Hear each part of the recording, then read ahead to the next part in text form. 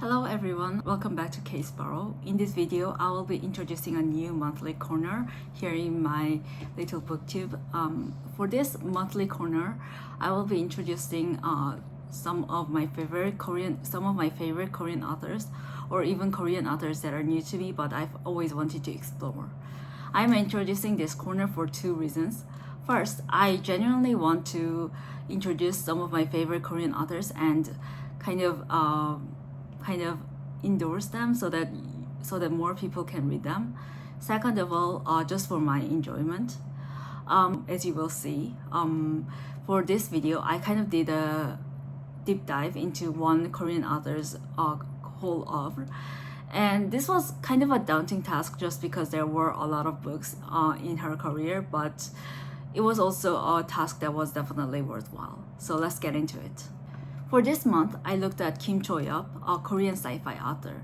She debuted in 2017 with her short story collection, 우리가 빛의 속도로 갈 수 없다면.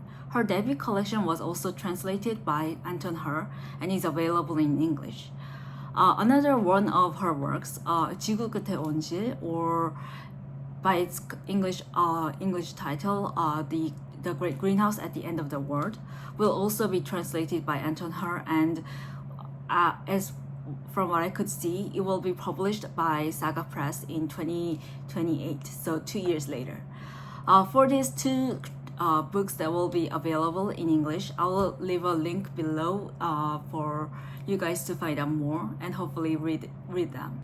As I said, I did kind of like a deep dive into all of Kim Cho Yeop's works, as the point of this video is to encourage you guys to read her books. There will be no spoilers in the next section. However, I just wanted to give a brief review of each of the books that I read. The first book I read for this project was 지구 끝에 온 길, or The Greenhouse at the End of the World. As I said, the book will be available in English translation by 2028. To give my conclusion for my review of this book, I didn't think the book was perfect by any means. However, I found its world building very fascinating. I also thought that Kim Cho Yeop explored the theme of evolution as well as domination, and what can stop domination of a species. Very interesting. So to give us a bit of the summary of the book, so in this book, the main story of this book takes place in the aftermath of the humanity surviving a near apocalypse that happened due to a substance called dust. The main character, Ah-young, works at a lab that gets tasked with investigating a mysterious plant called Mosbana that is quickly overtaking Haewol, a country region in Korea.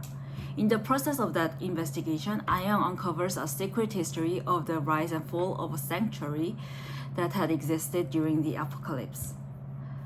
Now for the review of the book. So as I said, I didn't think the book was perfect. For example, I thought the characterization was a bit weak. I thought that the main character Ah-young was serviceable in this sci-fi genre, but some of the characters that had existed in the apocalypse era, for example, Rachel, a cyborg, and Jisoo, the human leader of the sanctuary that I had talked about, was characterized a bit weakly. It seemed a bit unbelievable that the introduction of a plant that came to be humanity's savior during the apocalypse was depended so much on personal relationships, for example. Again, I could emotionally understand the personal relationship. It's just that it ended up making the story feel a bit more trivial. However, I felt that the world building of the apocalypse as well as the evolution of the mystery plant Mosbana was really interesting, and I also thought it was interesting how Kim explored how Mosbana's domination was stopped. I'm trying not to give too much spoilers, but yeah. Then I read another one of her books that was published in English translation, which is her debut short story collection called 우리가 빛의 속도로 갈 수 없다면. The English title of this book is If We Cannot Go at the Speed of Light.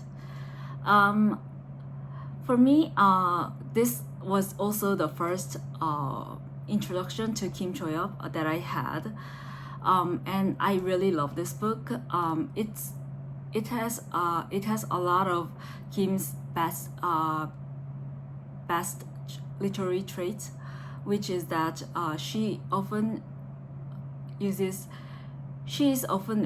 her stories are often warm and also contains characters and I guess like beings that have not been traditionally included in the sci-fi genre.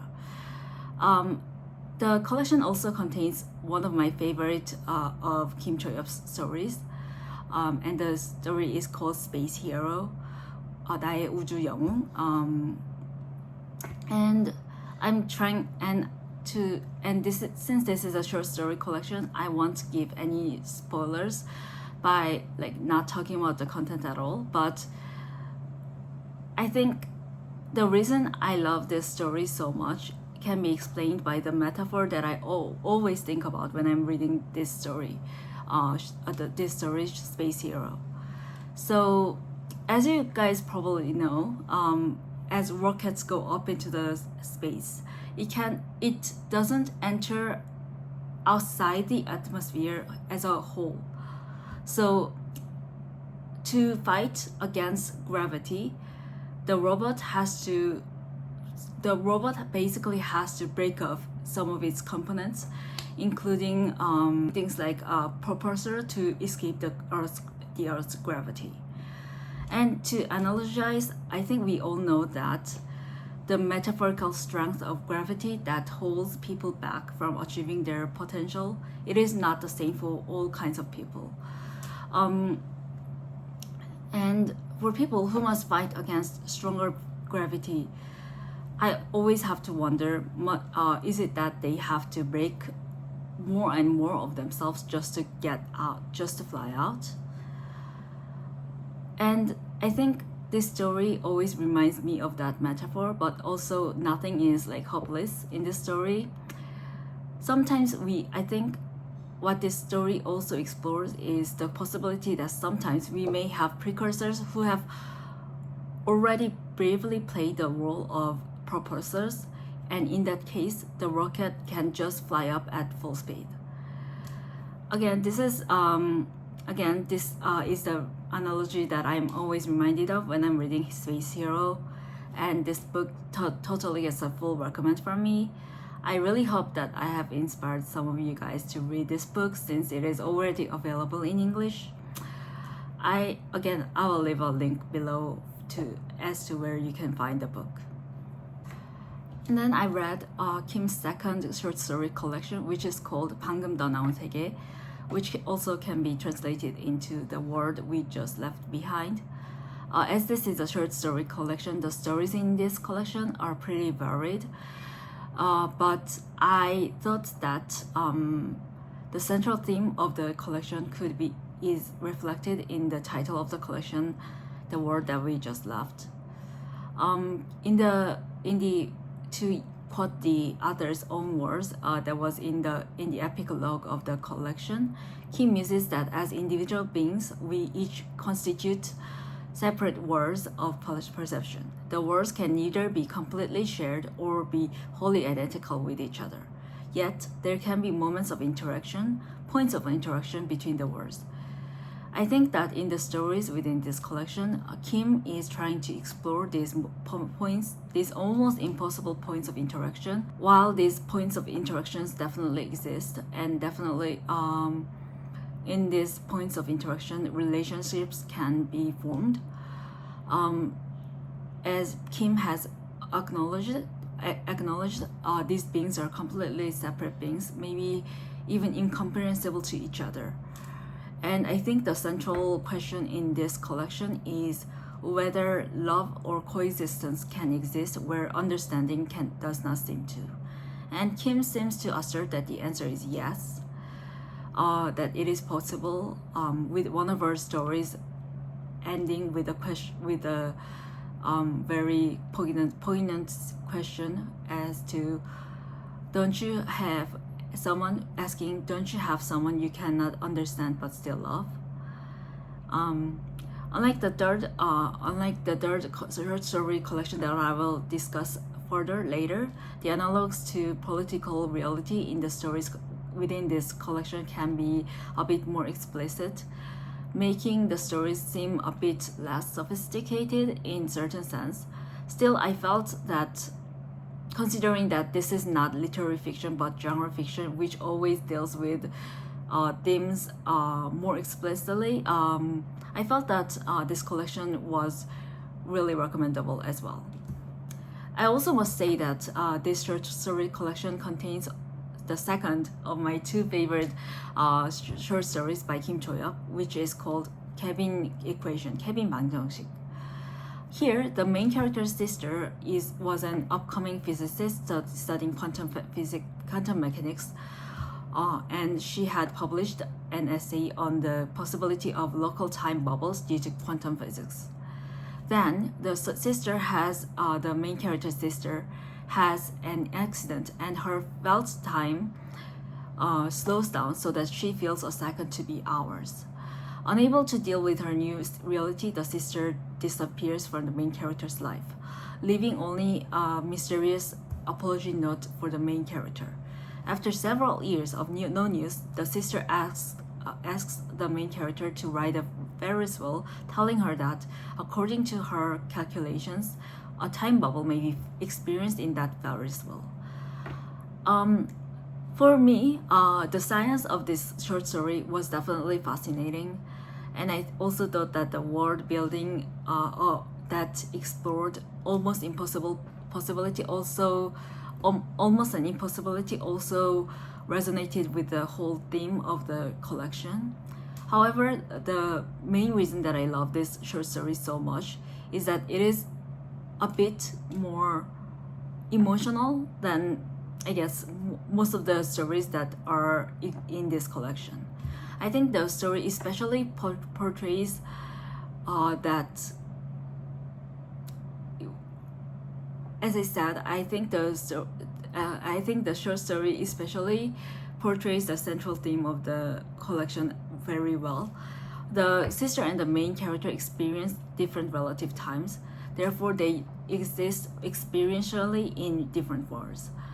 But in the resolution of the story, where it turns out that the sister was right and that the bubble can be experienced in the Ferris wheel, the two worlds momentarily collide into a beautiful but almost non-existent point of interaction. Again, in the author's words, Kim describes such points of interaction like this. But the very rare moments when you say hi here and you can get a response there. Such moments that can transform one and make one live on. The fourth book I read in this project was Kim's third short story collection, 양면의 조개 껍데기, or Both Sides of a Shell. I think comparison with this collection and the previously mentioned novel, The Greenhouse at the End of the World, really shows that Kim, at least in my opinion, is a better writer of short stories rather than novels. Again, I still recommend The Greenhouse at the End of the World, but I just do think that Kim is more competent at writing short stories rather than novels. Her world, this, as I said, is her most recent short story collection, and I think here Kim kind of shows that she has also matured as an author, and that she has also developed her word making skills. Her word in these short stories, as well as the inclusion of scientific concepts and thought experiments, felt more confident than her earlier short story collection or her her novel that she had published earlier, the word at the end of the greenhouse at the end of the word, and yeah, and since this is again a collection, the stories in here are very varied, but they also seem to converge into the theme of how different bodies experience the world differently due to the different perceptions and experiences of the world that can exist in different bodies. The characters in this collection kind of crave, either rightly or wrongly, to become or experience different bodies. For example, in the titular story of an alien with multiple beings within her, she obviously experiences the world very differently from normal humans who only have usually only have one sense of self in themselves and experience the world thusly. But the main character in this story wants to change, and in the story, the alien with multiple beings inside her wants to change that, wants to experience what normal humans experience. However, at the end, they kind of realize that they kind of realize the value of their own existence and how their varied experience can be valuable. The other here in this collection, Kim seems to insinuate that the body, in creating these different experiences of the world, is the one that also creates whatever elusive meaning or ties in our existence within this world. I thought that was very unique, since we kind of think traditionally that ours, whatever it is, like souls or mind, is what is at the center of our existence rather than the body. I found the short story collection to be, as I said, more mature manifestation of Kim's humanist science fiction vision than her earlier works, and that is also, I think, why I really enjoyed following Kim's career through this project. Her books seem to be constantly improving, and they were never bad. So you know that you're going to get better and better books as the time goes on. Then I read a short novel by Cho Yeop called Muremosa. Muremosa cannot be translated just because it is a made-up word by Kim to denote a city in this story. And I think this is a very unique work in Kim's because it is a horror story rather than a sci-fi story. In this short novel, to give a summary, the main character is a dancer who has suffered a leg loss and has to use an artificial leg. She feels that her loss has become a spectacle, with her girlfriend kind of obsessing and demanding that she remain a dancer despite her leg loss and the media's portrayal of that leg loss. In that context, she gets selected to be one of the few people that gets to visit Muremosa for the first time. So in the story, Muremosa is a region isolated by some sort of a chemical disaster in a fictional state that reminds one of North Korea or the Soviet Union. Despite the chemical disaster, the strange thing is that the residents of Muremosa have all returned to the region. This is despite the fact that due to the chemical disaster, the residents are suffering from some sort of mysterious physical deformation and unable to make any living and must rely on money, either from the government or from like donations or donations from like welfare organizations like Red Cross. The story goes on to explore the mystery of Muremosa, as well as why the main character has decided to visit the place, the reason for which is not that clear in the start. I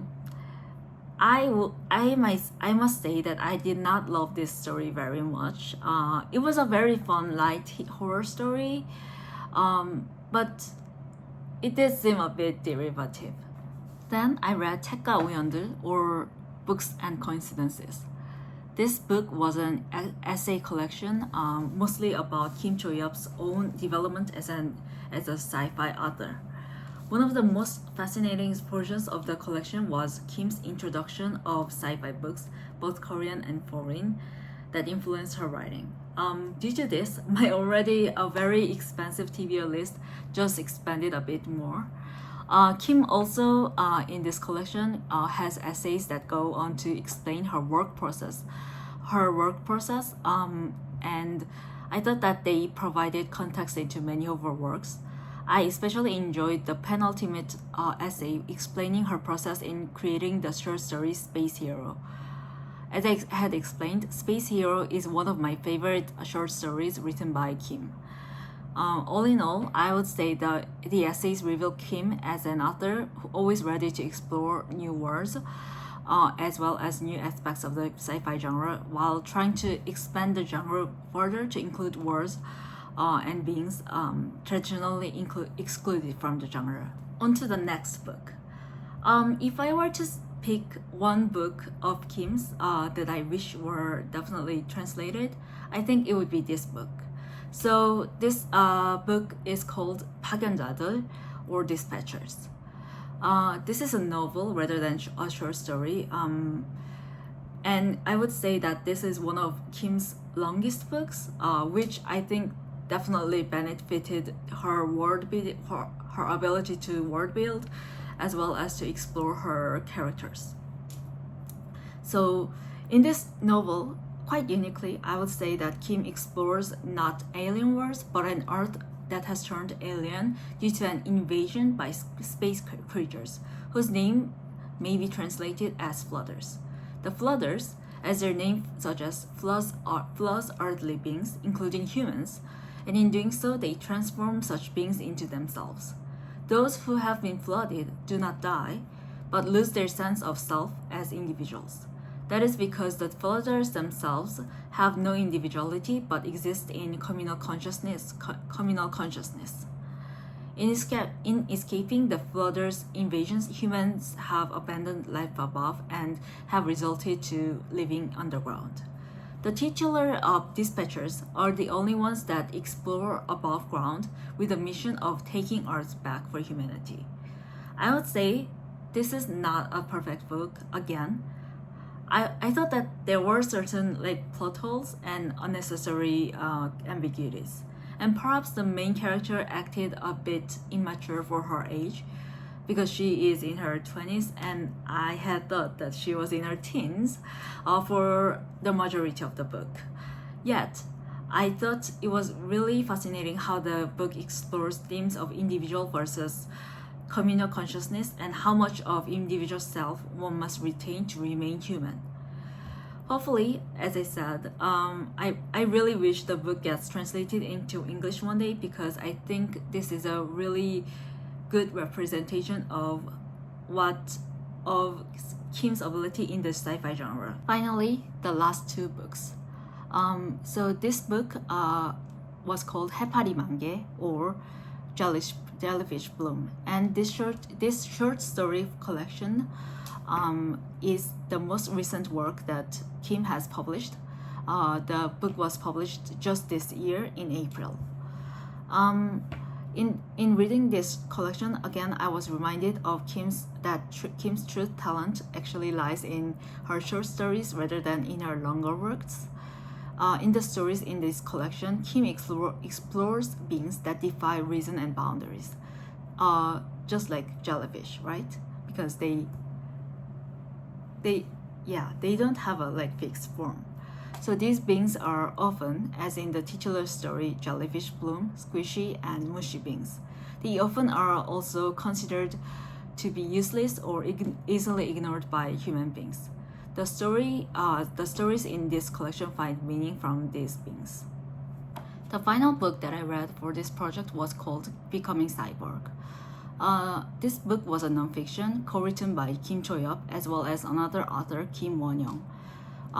I felt that this book was really unique for that reason, as well as the content of the book. It explores from the perspective of looking at cyborgs, which kind of reminded me of the cyborgs that are often portrayed in the media, like movies. But the book itself explores disabled bodies that have to rely on certain non-human, like non-biological mechanical instruments to deal with the disability. In this book, the two authors write from two different perspectives, with Kim Cho Yeop writing from the perspective of a young sci-fi author who uses hearing aids because of a hearing disability, and Kim Won-young, who writes from the perspective of a lawyer and a disability rights activist who uses a wheelchair due to a brain lesion disability. Neither of these disabilities is extensively discussed in the book, since the book is not one of personal essay. And that is also why I am kind of not discussing neither of their disabilities extensively. I would say that I was really impressed with this book. This was actually one of the first book that I gave five stars to this year, and I think the book was really impressive in the way that it discusses fascinating issues regarding the fraught relationship between disability and technology. Often we say that technology sometimes makes things more inclusive, but in discussions of transhumanism as well as posthumanism, the technology are not often available due to their expense as well as other issues to the people that most need them. The book also discussed issues regarding transhumanism and the link between ableism and the mirage of meritocracy. I thought that as a book, Becoming Cyborg, just because it was co-written by two authors, seemed to have certain moments of repetition. However, as I said, the two authors come from very distinct backgrounds in terms of generation, gender, as well as the way they see their own disabilities as part of their identities. In tandem with the book's phrase that there is no single identity of the cyborg, the two authors' perspectives on the topic of the relationship between technology and the disabled body diverges also in interesting ways. So these are all of Kim's works, at least until now. She's still living. She's still a living author, so I am sure that she will go on publishing more interesting sci-fi books as the year goes by. So all in all, I hope that this introduction to Kim's works have sparked some of y'all's interest in getting to read her works, especially the works that have been translated into English already. And I would say that in summary, Kim's works tend to be warm and inclusive of beings that have not been traditionally welcome or represented in sci-fi literature and literature in general. I would say that this inclusivity and warmth makes the words in her text very unique and worth exploring. I do feel that humanist is kind of a narrow term to describe Kim's works, just because Kim's works often explore beings that are not human and take very different forms. However, I still feel that in the heart of all of our works is an exploration of expanding of our meaning of humanity and experiences that should be considered humane. For me, making this video was a really interesting project at looking at one of my favorite Korean sci-fi authors, Kim Cho Yeop. I do wonder that this video has been a bit too long and a bit inaccessible, since most of her works are not yet available in English. However, as I had mentioned in my booktube newbie tag, introducing some of my favorite Korean authors has also been one of my goals in making this booktube channel. I hope watching this rather long video has been enjoyable, and see you next week for a definitely shorter video about my July TBR. Bye!